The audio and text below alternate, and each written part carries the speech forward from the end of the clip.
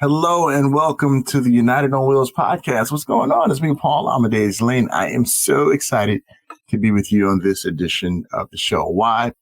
We're going to be joined by two awesome individuals who I happen to work with here at the United Spinal Association, our Tech Access Group. You don't want to miss finding out more information about that, what it means for you, whether if you are a person with a disability or not a person with a disability. So you definitely want to check that out coming up here shortly. Before we bring on our special guest, there is a special announcement I would like to let you know about. We want you to join us for our 75th anniversary virtual gala.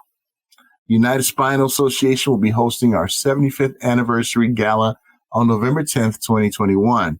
We invite you to be our guest as we celebrate building an inclusive world for people with disabilities together. Registration is free. You can click on the event link here that I'm showing on the screen. You can register and donate. And you can go to United Spinal 75th Anniversary Gala.eventbrite.com. That's United Spinal 75th Anniversary Gala.eventbrite.com. The 75th is numerically, so it's 75 plus TH. And I'm sure we'll put it in the description of this episode as well. So you just click on it. We have some amazing people that's going to join us at this event. We have award-winning PBS Senior National Correspondent, Amna Nawaz. She's going to join us as our MC. Now, you know, Nawaz is the host of Beyond the Canvas, and it's PBS News our primary substitute anchor. We also have some honorees that's going to join us too. My pal and everyone's pal, Ali Stroker, award-winning performer, Tony Awards, and former mayor of Dallas, former congressman and chairman of Respectability, Steve Bartlett. Special guest also includes Lin-Manuel Miranda, Pulitzer Prize, Grammy, Emmy, Tony Award-winning composer, lyricist, and actor, with more exciting announcements to come. And no, I did not read a typo. My name is not on there, but it's all good. You know I'm going to be there to support the cause and everything you have a lot of fun. It's not about me. It's about you. So without any further delay, let's welcome our very special guest. And I'm so happy to have with me right now two of my besties in the tech world. We're talking about the director of the Tech Access Group from the United Spinal Association, the beautiful Brook. Hey, Paul. How are you, my dear? I'm doing fabulously. Happy ADA anniversary. Absolutely. And you know what? I can't forget about our road runner in chief, Ian Mackay. Ian, what's up? How are you? Hello, Paul and Brook. Really glad to be here. And it's always good to talk tech. Hey, great to have you guys. Before I brought you guys on, I kind of gave a brief introduction of how we all work together under the Tech Access Group. And then we had a lot of fun with our discussions and things like that. But Brook, as you know, I can get long-winded and I can just go off in this tangent and that tangent and that tangent. So Brook, can you let the audience know and our listeners know a little bit more about the Tech Access Group, please? I very much can. So, in February of 2020, we launched our Tech Access Initiative, and the stalwart mainstay, or whatever you want to say, the core of that is our Tech Access Group, which is a contingent of amazing United Spinal members. Of course, like a diverse and interesting group, all levels of spinal cord injury, and even more, more than SEI. At this point, we have amazing members that even have, additional disabilities, which I love. We're representing the tech of people with mobility disabilities. And we came together initially just as our core group. working and really sharing with one another. A big part of tech for me has always been that peer interaction. And I think we have all learned so much from one another. And so we started out just talking amongst ourselves, and we've built that into, just an amazing conversations. And now we are joined by industry folks that get to listen in to our user-driven feedback, get all kinds of really interesting insights and nuances, not only about our tech needs, but also kind of, learning about our lives and the things that are kind of between the lines. And that's something I love the most. The cool thing about it, Brooke, and I'm sure Ian can attest to this, the cool thing about our Tech Access group is being able to work with you and help you in this mission and everything, because it's really awesome. What say you, Ian? Yeah, Brooke is passionate about it, and she's a real good leader, and has brought a really good group of people together. But I think the biggest thing about it is just having end users with mobility impairments using this technology that we now get to interact with industry who's creating this technology. By providing feedback, we're creating better products for ourselves, down the road. And more than just helping the folks with disabilities and mobility impairments, by building products, for the margins, you're making better products for the masses. And yeah, so it's been, I think, really valuable. And it's also just been educational learning from other TAG members, other folks who have already done this. We don't need to reinvent the wheel if we've got this many people kind of to chat with and figure out what works well with them and share what works well with us. I love that, Ian. And Brooke, thank you so much for sharing, your thoughts too. So let's find out a little bit about ourselves, okay?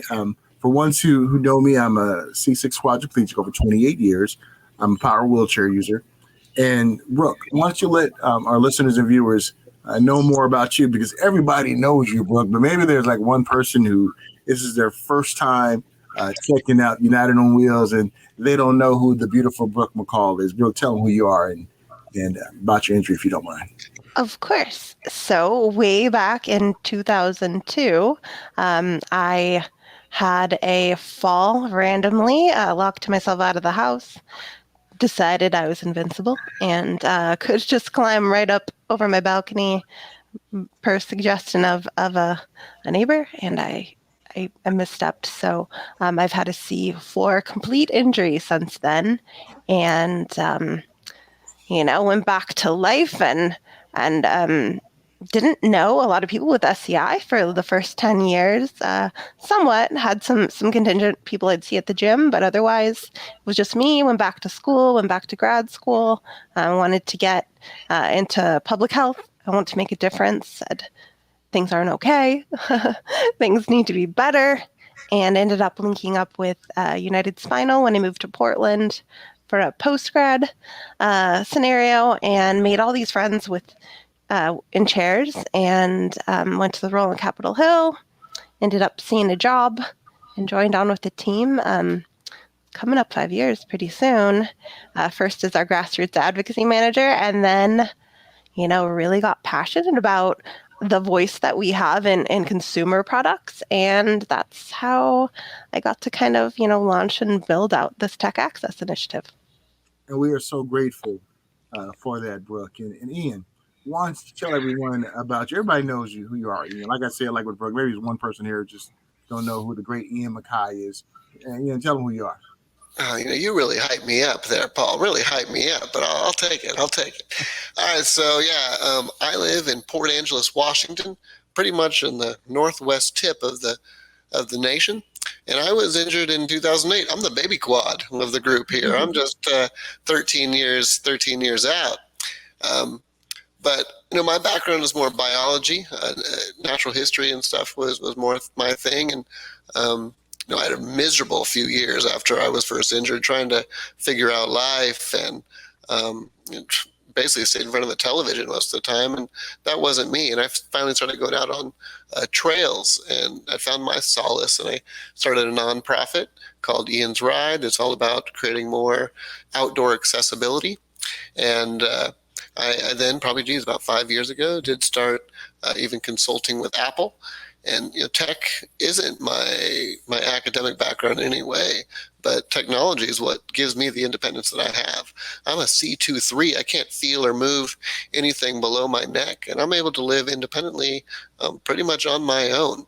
And that is because of the incredible technology that's out there. And another thing I better mention is I could never afford the technology that gives me this independence.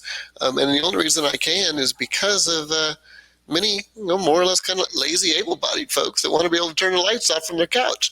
And thank goodness for them, because they have now put a price tag that's much lower on these devices that I can now afford and really give myself a lot of independence in the home.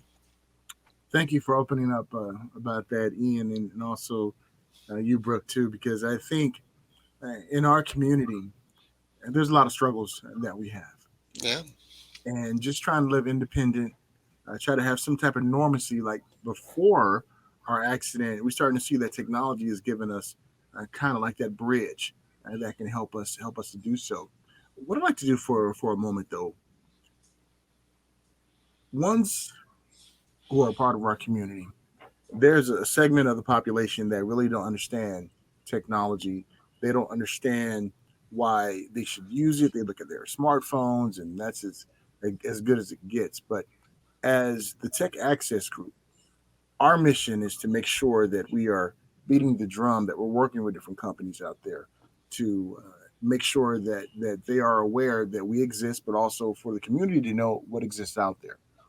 That being said, what has been the most challenging part about getting to where we are today? I remember when I first got hurt back in 1993, wasn't a lot of options out there. And I remember just trying to turn the remote control. You know how I would turn the remote control, guys? I would put the remote in my hand and go like this. That's how I would do it. And my nephew was about like 3 years old at the time, so he saw me doing it. So he would pick up the remote and try to do it like that too. But to me, that was assistive and adaptive technology back then. Yeah. What has been the biggest challenge now to where we're at today, Brooke? You want to go ahead and tackle that first? Yeah, I'd love to. I wouldn't love to. It's actually, it's a struggle. For me, I'm going on 20 years, and back in the early days, I was just kind of placed in front of a computer and said, "You're going to use Dragon Naturally Speaking or a mouse stick. Figure it out." The first time I checked my email after some, light training, it took me an hour, and I cried because I was like, I'd been in school and using the computer pretty heavily even back then, and I had to figure it out. So I did. I went home, and the computer became really my autonomy. I could just do things on my own. It was private, and I was able to go, like I said, back to school, back to grad school. I made friends. I kept in touch with people across the country. I moved multiple times on my own, found caregivers, all of that by myself via things I could do on, via the internet and email and, just pretty basic technologies. But I was dependent on my desktop. I didn't use a phone independently, a mobile phone, other than some very archaic magic word dialing, pre-Siri and all the rest. Till 2019, I mean, honestly, voice control, I became the first time I could interact with apps on my own, and that's hard. And so that storytelling and narrative, what you're saying is the hard part is not being heard. Just struggling, like Ian said, sitting and watching TV. Or for me, a lot of the times that was just getting someone else to change the channel. Yeah. And if they weren't there, then I guess I'm watching TLC for 12 hours in a row. Not 12 hours. Somebody would have come. But you know what I mean? Just things maybe I didn't want to watch, but I'm watching it. And, now knowing that we have true opportunities to give feedback, if now I can control my TV on my own via voice, but there's things that you get stuck up on. They're not perfect. And we actually have mechanisms to speak to the companies that are building out those technologies and say, hey, wait a second, I get stuck every time I try to, get over to this next screen or, make this better. It really holds me up. And so that's so powerful. So the problem has always been not having that inroad, and we're really building that out. And that's something I'm so proud of. You and Ian both talked about TV. I remember my TV watching was this, gang, and I'm dating myself. Brooke maybe remember this, but Ian, you probably wasn't born then. It was Price is Right in the morning. Then I would go to Talking Bob Barker, Price is Right. We're talking Bob Barker. Okay. Bob Barker, you got it. And then I would go to Jenny Jones at 11 o'clock. Then I would go to Richard Day at 12 o'clock, Montel Williams at 1 o'clock, Ricky Lake at 2 o'clock. And then at 3 o'clock, Double Dare on Nickelodeon. And that was like my day, for the first year and a half. So, but you're right. That's what life looked like, for many of us until we had these different technologies out there. And Brooke, how did you deal with, was it a frustration that you had not being able to be independent or what? You mind sharing that with us, please? I'm sure once who are listening and watching could probably appreciate, your viewpoint on that. Of course. And yeah, I think I was, but it was also kind of feeling relegated that was my life. The real truth is I still meet people, that are new injuries or even not all that new, who aren't aware of all of these amazing things like Ian mentioned. There are some relatively affordable tools that are immensely powerful because the mainstream public wants them. But some of our community members just don't know about them, and they're quite powerful. So yes, I was frustrated, but I also just didn't think there was a solution out there, and I felt no power in, what am I going to do? Call up, my Sony for my TV or whomever. I didn't know how to do that, and I had no mechanism, and I felt really voiceless. And so, yeah, I was really frustrated. I'm glad you shared that. And Ian, same couple of questions to you. Chime in with your thoughts if you don't mind. Yeah. And again, it's just been 13 years since I was injured, and it's been incredible to see the advances in technology in just that time. I think I could talk a lot about wheelchair technology. I could talk about smart home technology and computer access tech. But I think the big thing for me is mobile. And that's what I want to focus on. Before I go there, I will say one thing about the home tech is I have right above my computer here an unopened clapper. Because that kind of reminds me of how far tech has really come, right? I mean, that was how a light would go off and on in the 80s or something. But yeah, love seeing. And we were amazed by it. It was like, oh my goodness, clap on, clap off, the clapper. Now, who remembers that commercial? Remember they would sleep at night? Oh yeah, clap on, clap off. Yeah, the clapper. Of course, hey, it's a good reminder. Just looking up on that. But back to mobile tech. I was really provided the tools really well to access my computer in rehab. I went to Santa Clara Valley Medical down in Santa Clara, San Jose area, and they introduced me to this quad joy that's in front of my lips here that I use as a mouse to control my computer, and also Dragon, naturally speaking, of course, to use more as my keyboard. But it was the mobile device that was always restrictive, and I just couldn't. I couldn't leave the house. I couldn't be alone because I couldn't call for help. And Siri was kind of just starting, but you still always had to press a button to activate it. And that might as well have been a mile away, even if it was just inches from my fingertips. But the original thing I had that I was using for a phone that worked for me was I had to use a BlackBerry with this thing called an Easy Blue in my ear with a wire hanging off of it going like down to a switch. And the functionality was extremely limited. Maybe I could, ask what time it was. I could check like the connectivity, how many bars I had, and maybe the battery, and maybe make a call. Could not answer a call, couldn't hang up a call. But those things, not having a dependable mobile device, I would never feel safe being alone or going out exploring a little bit without a caregiver or a family member right next to me.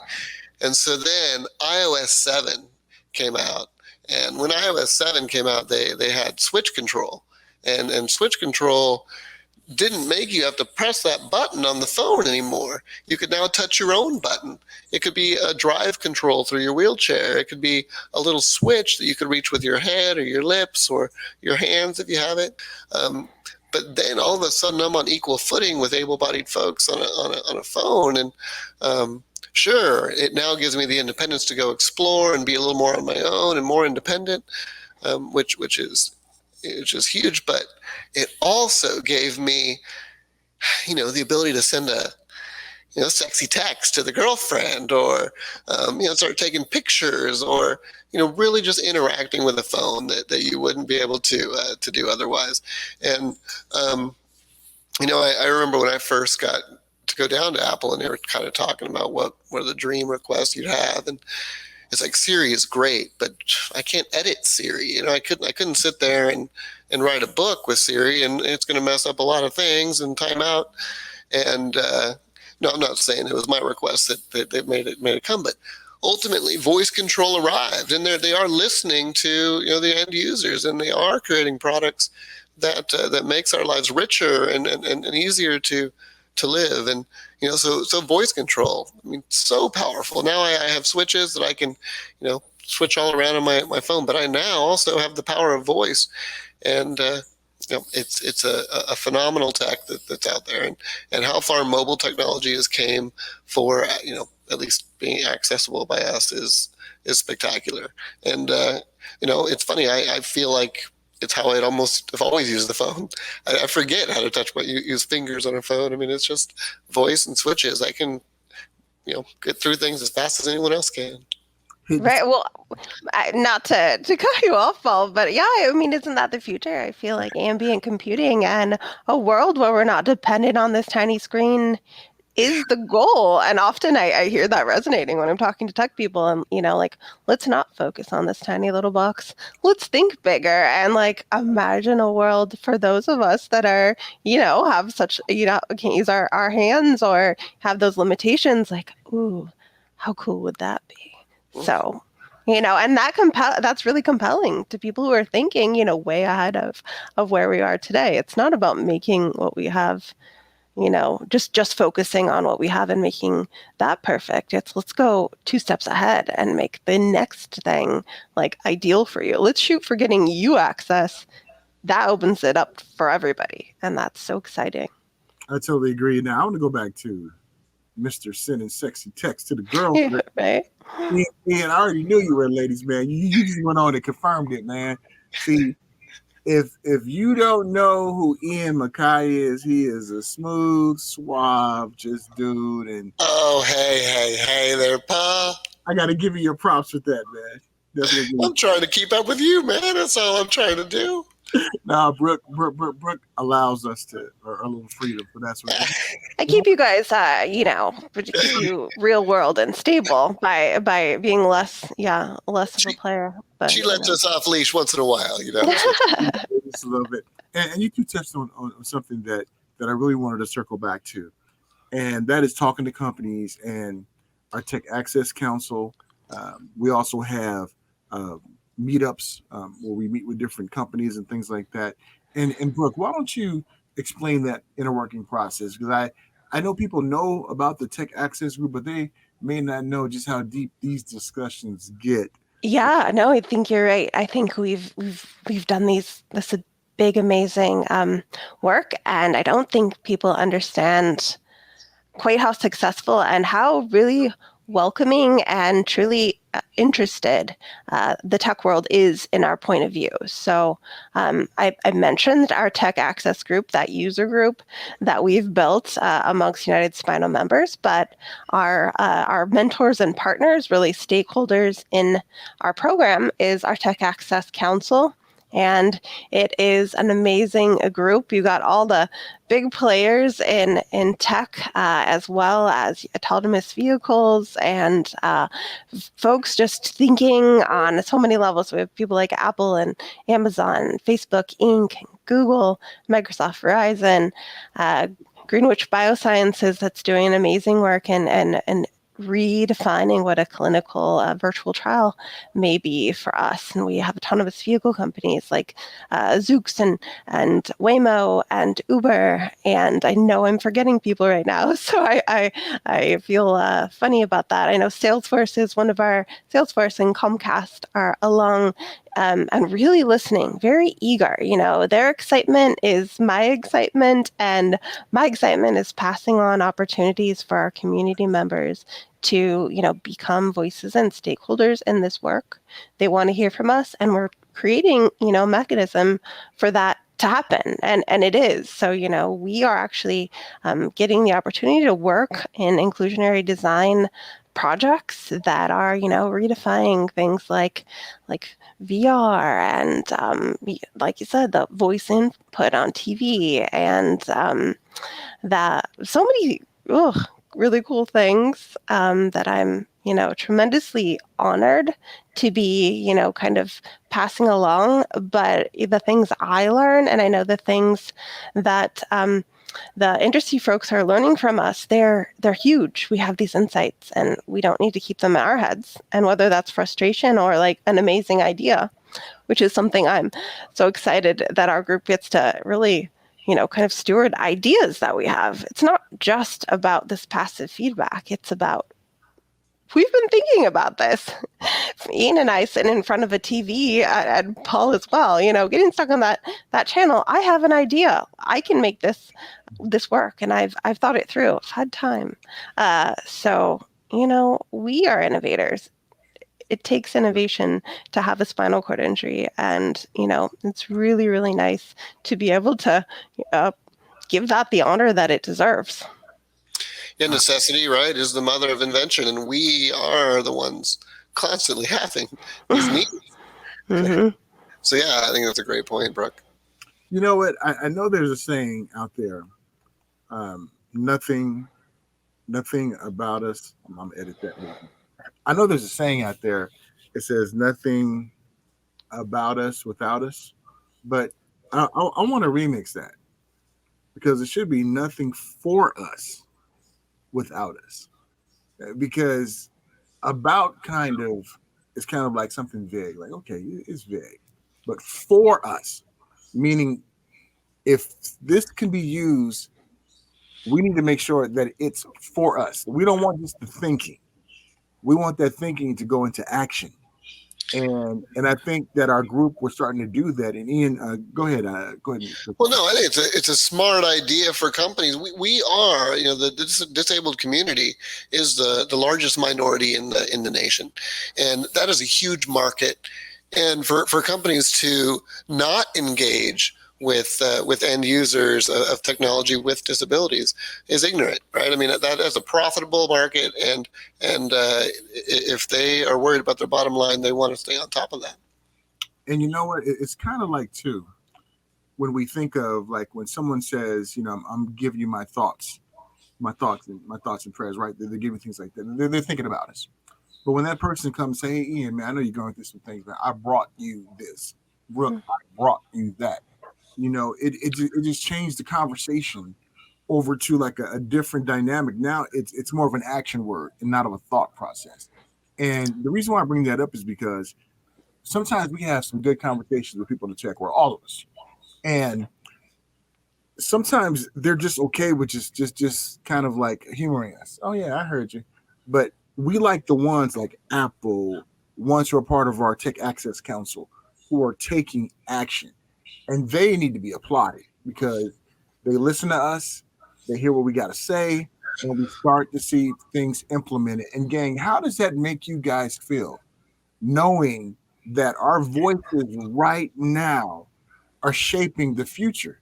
One of these days, the generation is going to look back at our tech access group and others who are in the accessibility sphere, assistive and adaptive technologies, and they're going to remember what we have done in this fight. But how does it make you guys feel knowing that we're making some inroads now? I know you guys kind of touched on it, but let's delve a little deeper in there.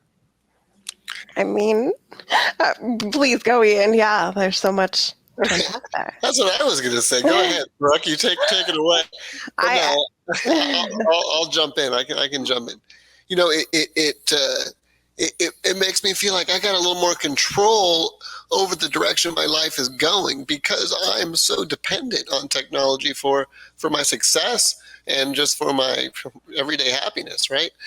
And I think it also just really encourages me that the people that come after us, you know, that we have laid the groundwork and we have worked hard to offer solutions and develop software and devices that work better for us. And yeah, I think it excites me. I think I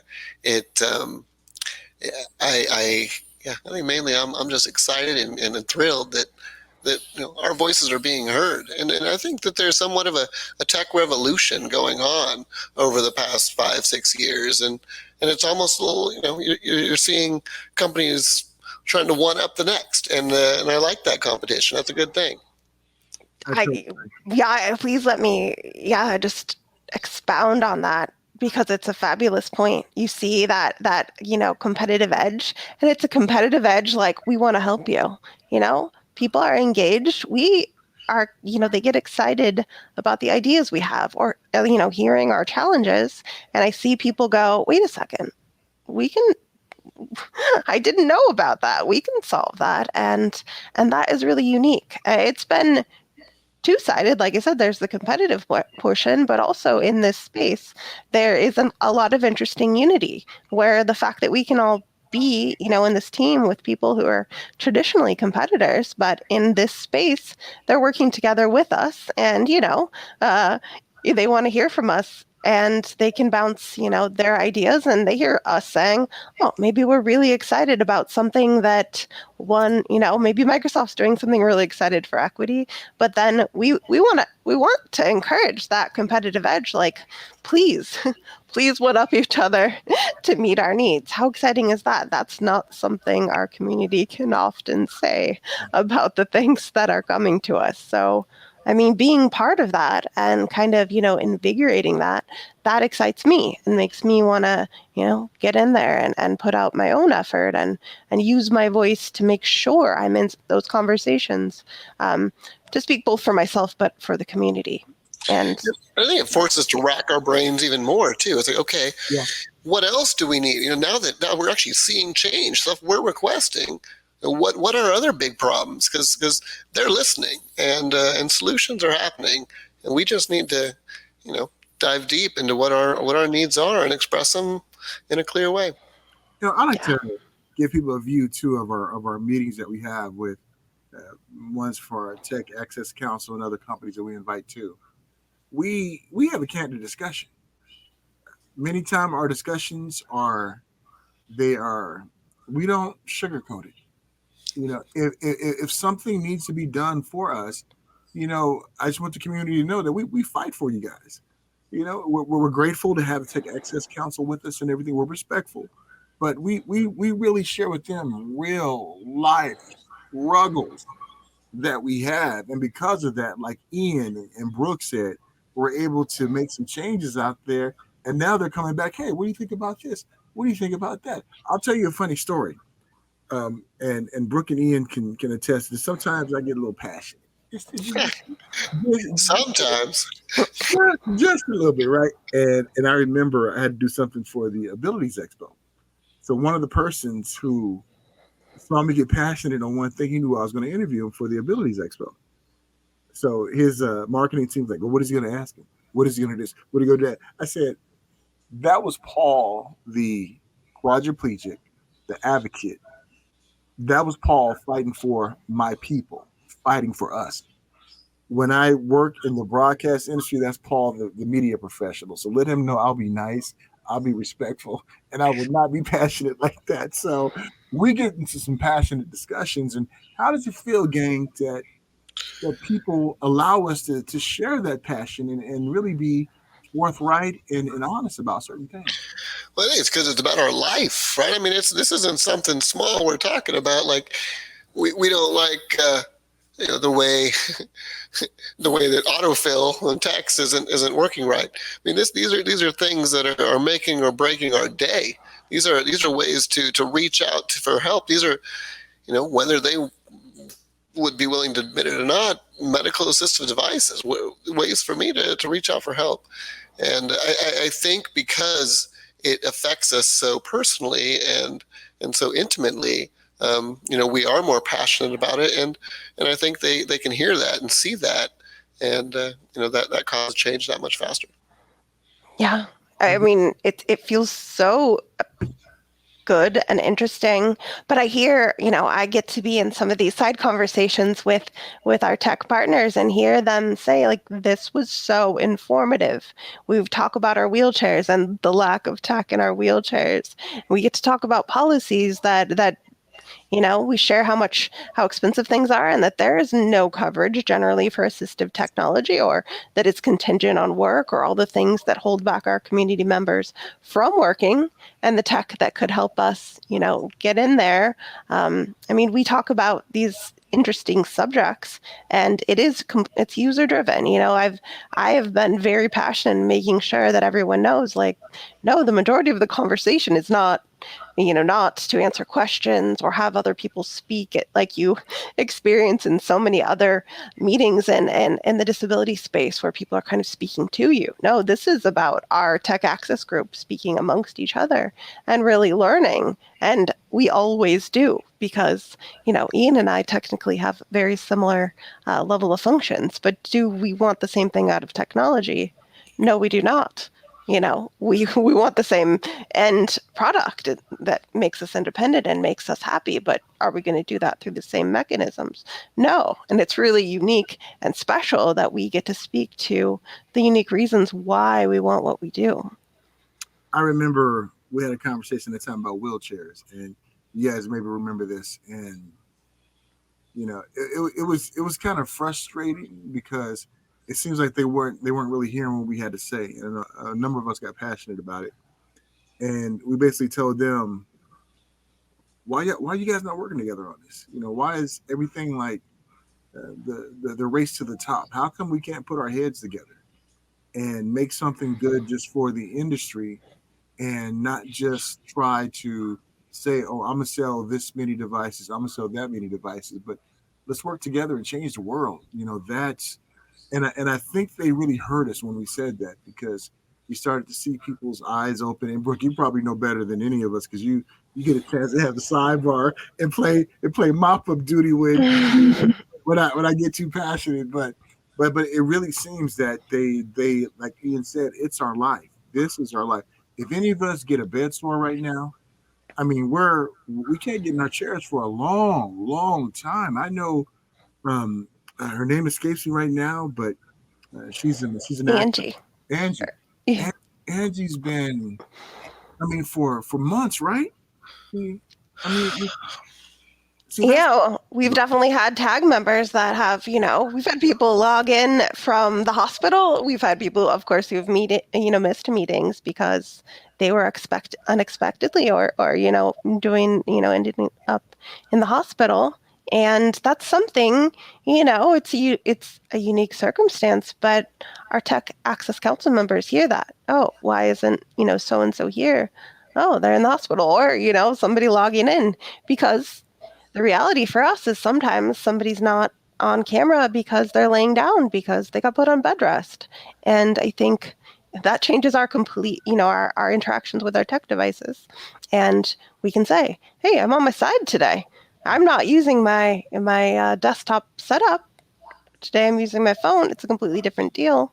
And, all that equates to our lives. That's not a one-time occurrence. That's something that's going to happen, throughout our lives, and more often for others than not. But but having people understand, like, hey, it's a whole different game today because I'm in a different, logging in from a whole different world, and I need that to work. And I need, like Ian said, for it to be safe. I need to, be able to call for help. I also need to, if I'm working, sometimes I got to work from bed. It's, a fact of life. And that needs to be said out loud. It's not always comfortable, but at the same time, I need that to be heard because I need products that work for me wherever I am. And Ian needs them if he's out on the trails, Yeah. 10 miles from home.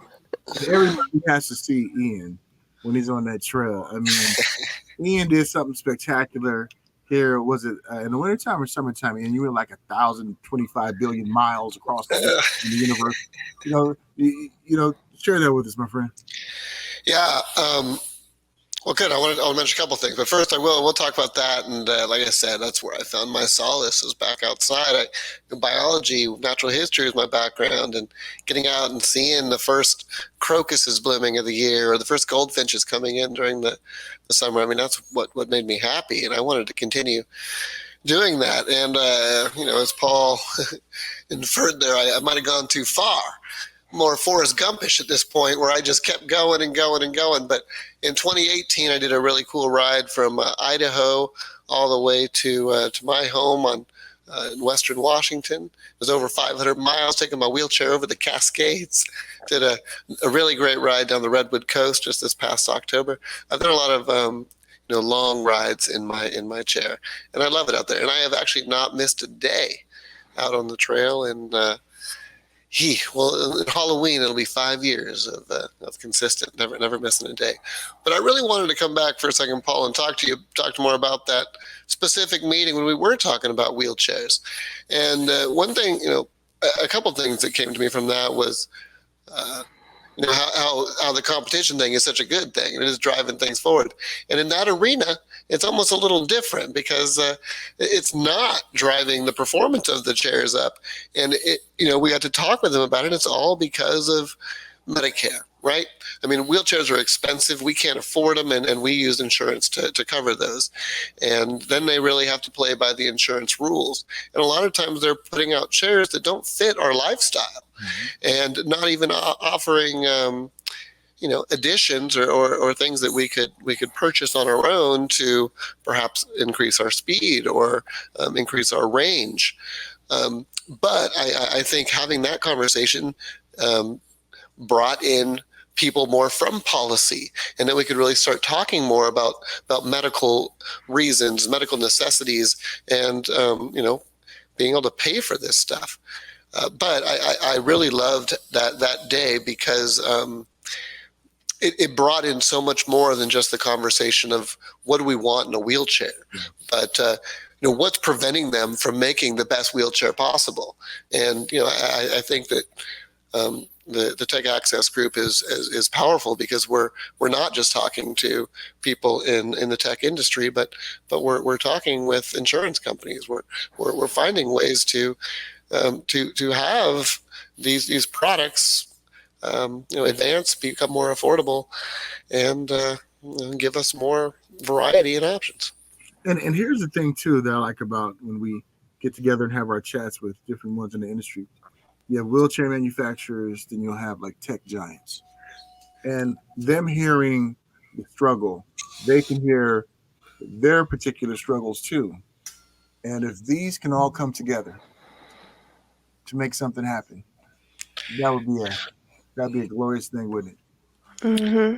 Well, and I can speak to the fact that both during, as we know, that conversation was very compelling, and it's definitely not the last we'll have specifically on that conversation, because it's such a huge one, and it's kind of the thing from which everything grows. If we're not in our chairs, so much of this technology, or you're talking about autonomous vehicles, or some of the big technologies that are outside of our homes, they're not really all that relevant if we don't have chairs that can get us out there, and into those vehicles that safely and connectedly. I mean, there's so much potential for connectivity. But that stuff is, of course, compelling because we have great ideas, but it's really important for the companies to understand, like you said, those basics, the things that are holding us back. they're things that even our community members don't always know in terms of the funding and policy implications they're really, unfortunately, bleak. And sometimes it's just, you got to go back to basics and say, listen, this is what's keeping so many of us from employment, from all the jobs. We always, we want to say, hire us, employ us, we're great. But at the same time, if we don't have the chairs we need, if our chairs and the transportation don't work together, you're not at work. You can try, but it's a lot, it's such a struggle, and so many of us have faced it. And unfortunately, it doesn't always work out because it's what do you want to say? It's like cogs to a chain. If one breaks, you're stuck, and those realities need to be said. And yeah, so I mean, it's such a unique power to be able to share that. I mean, sometimes I get depressed because I'm like, it's really hard. I don't even like saying this stuff out loud. It's a lot, but it's important and it needs to be heard. And it's stirring. I know that people came back to me and said, I had no idea about that. And why would you know? Most of us don't know unless we've experienced it, if you've been directly affected. And getting voices and companies that have power, knowing some of these things. And I said, well, how can we help? Let us help. There's a lot of, corporate social responsibility out there, not to mention just like, you guys are our stakeholders. We want you using our products. Let's figure out how we can, fix some of these basic ugly needs that, unfortunately, they're just civil rights stuff that we're still pretty behind on. So we work on two angles. We're like up here innovating, but we're also, twofold, have to make sure our basic needs are being met so we can even, like you said, afford things, participate in things, get out there and do these things, and be part of everything. And I think one other little practical point there is having all these industry folks in one room. Great, they're hearing all the stuff from us, but they're also connecting with each other. Yeah. And then we're seeing some very unlikely bed partners creating things. Like we've got I saw Permobil recently had you can ask Alexa if what's your battery charge or something. And who would have thought Amazon and the wheelchair company Permobil would be working together to make something like that happen. But I don't know. I like seeing connections between things like the wheelchair companies and big tech. Yeah, well, we want that because we need, the more mainstream these technologies are, the cheaper they're going to be. We, on our first meeting, I think, came up with some really basic priorities just amongst ourselves, a small conversation between the innovative early tag members. And, we need affordability. That's paramount. We need ease of use, connectivity. We need basic needs, and we need people to talk about us and tell us the innovations they're doing. That's something I'm constantly telling all the tech companies. You guys are making cool accessibility features. I need you to tell us about it because, so much of our community has no idea. They have some things on their own phones just sitting there and they're not using them. And I get so excited, yes, to tell them, but sometimes I just have to go like, this has been out for 5 years and this is revolutionary stuff and you might not know about it. So, that's something else that I'm excited that we've gotten to be involved in because it needs to be known. Sure. So gang, it's been a blast talking with you both. Let's do some closing thoughts right now. Ian, why don't you go first? Some closing thoughts. Well, I think the biggest thing about TAG is it really brought me into connection with Paul Amadeus Lane and Brook McCall, who are two pretty awesome people. And I do love the connections that this has made. But as we have really hammered, conversations with big tech is ultimately going to improve our lives, and it's amazing that we've had this opportunity to really connect with them on a regular basis. Awesome. And Brooke, I know you have some closing thoughts too, because we want more people to be a part of our Tech Access Council, be our partners, and why don't you go ahead and let everyone know what's up? Yeah. So depending on who you are, listening, of course, for United Spinal members, we really want to build out our tech access stakeholders. So we have a Facebook group, Tech Access Connection. That is a place just to ask any question or share any info you hear about a new accessibility feature that honestly maybe I don't know about, maybe Ian and Paul don't know about, but we're constantly, learning from one another. And also, if you have a question, how do I do this? Just know that there is an amazing group of people there on that group, and they offer an amazing feedback. I learn stuff constantly there. So not only there, also if you wanted to visit unitedspinal.org and see the Tech Access Initiative page, we have resources, we've got videos, and there's opportunities for you to actually sign up to be a stakeholder. So, when there's focus groups or user experience opportunities, you can be on the roster of people who can give that feedback back. Or, you have ideas, you just want to talk about this stuff. That's where we are. We want to hear from people in the community. I mean, I have made so many amazing connections and learned about people working in such unique spaces. We've got ideas, like we said.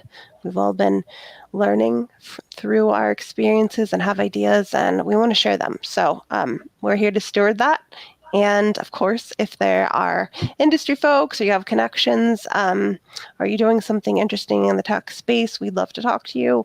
Want to make sure that we're working together, and we have an amazing Tech Access Council that is always welcoming new partners. And we love doing cool things with industry folks and with community members that can make a difference. So I'm here, and the initiative's here, and these lovely gentlemen and all our other tag members.